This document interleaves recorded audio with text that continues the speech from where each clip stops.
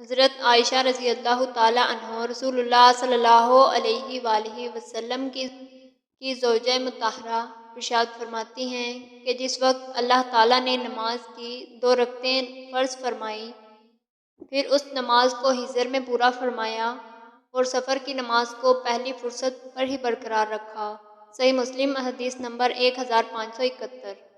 حضرت انس بن مالک رضی اللہ تعالیٰ عنہ فرماتے ہیں کہ ہم رسول اللہ صلی اللہ علیہ وآلہ وسلم کے ساتھ مدینہ منورہ سے مکہ مکرمہ کی طرف نکلے تو آپ صلی اللہ علیہ وآلہ وسلم 2 رکعت پڑھتے رہے، یہاں تک کہ آپ صلی اللہ علیہ وآلہ وسلم واپس لوٹ آئے۔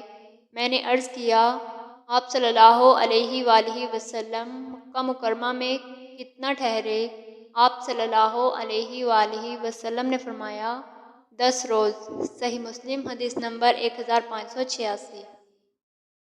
حضرت عمر رضی اللہ تعالیٰ عنہ فرماتے ہیں کہ رسول اللہ صلی اللہ علیہ وآلہ وسلم کو جب جانے کی جلدی ہوتی تو آپ صلی اللہ علیہ وآلہ وسلم مغرب اور عشاء کو جمع کر کے پڑھتے۔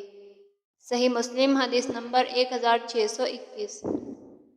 حضرت عبداللہ بن شقیق رضی اللہ تعالیٰ عنہ فرماتے ہیں کہ ایک آدمی نے حضرت ابن عباس رضی اللہ تعالیٰ عنہ سے کہا، نماز؟ آپ خاموش رہے۔ پھر اس آدمی نے کہا، نماز؟ آپ خاموش رہے۔ پھر اس آدمی نے کہا، نماز؟ آپ خاموش رہے۔ تو حضرت ابن عباس رضی اللہ تعالیٰ عنہ نے فرمایا، تیری ماں مر جائے، کیا تو ہمیں نماز سکھاتا ہے؟ ہم رسول اللہ صلی اللہ علیہ وآلہ وسلم کے زمانے میں 2 نمازوں کو اکٹھا پڑھا کرتے تھے۔ صحیح مسلم حدیث نمبر 1637۔